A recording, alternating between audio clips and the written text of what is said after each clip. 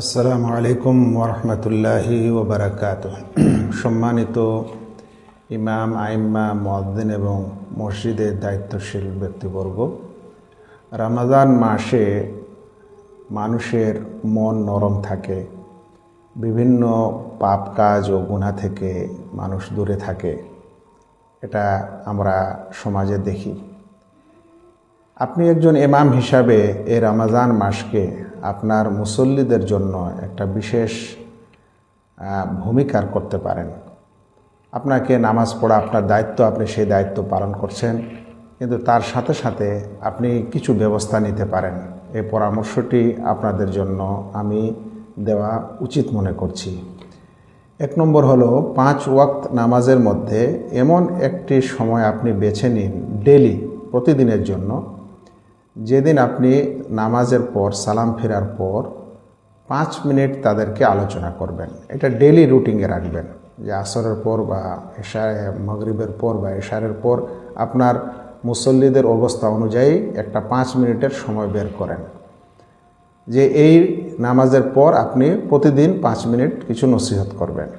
যদি আপনি এতখানি জ্ঞানী ব্যক্তি হন যে বই পুস্তক পড়ে ওর সারাংশ আপনি বলতে পারবেন, তাহলে আলহামদুলিল্লাহ ওইভাবে বলবেন।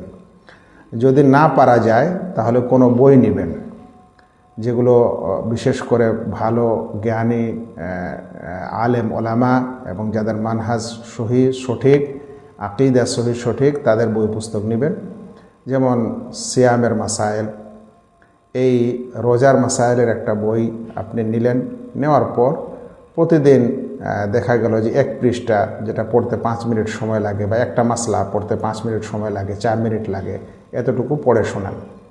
উল্লেখ্য ভালো হলো যে একদিন রমজানের মাসলা মাসাইল বলেন, একদিন হয়তো আকীদা এবং তাওহীদের মাসলা মাসাইল বলেন। এই জন্য এরকম 2টি বই নেওয়া আপনার জন্য বেশি উত্তম হবে। কিংবা কোনো সময় একটা দোয়া শিখিয়ে দিলেন সকল মুসাল্লিদেরকে, কিংবা একটা জিকির শিখিয়ে দিলেন, কিংবা একটা সূরা শিখিয়ে দিলেন। এরকম একটা রুটিন আপনি ডেলির জন্য তৈরি করেন, এটি করা জরুরি। এমনকি যদি কোনো একটি আপনার কাছে কম্পিউটার থাকে বা কোনো কিছু লেখার ব্যবস্থা থাকে, একটা কোনো বড় মাসলা, একটা হাদিস, একটা বিশেষ নসিহত একটা পেপারে বের করে দেওয়ালের বিশেষ একদিকে রেখে দিলেন, লাগিয়ে দিলেন, যেন মানুষ দরজায় ঢোকার সময়, বের হওয়ার সময় সেটা পড়ে নেয়। এভাবে আপনি পারলে মাঝে মাঝে সপ্তাহে 15 দিনে একজন আলেমকে, যে অন্য গ্রামে ইমামতি করে বা অন্য জায়গায় থাকে, তাকে আপনার মসজিদে নিয়ে এসে 2-1টা আধা ঘন্টা 1 ঘন্টার আলোচনার ব্যবস্থা করলেন। এরকম করে আপনি মসজিদটিকেও আবাদ করেন এবং রমজান মাসের খের ও বরকত শুধু একটিতে সীমাবদ্ধ না থাকে, আপনার সব কিছুতে এর বিস্তার হোক, এই প্রস্তুতি আপনি নিতে পারেন।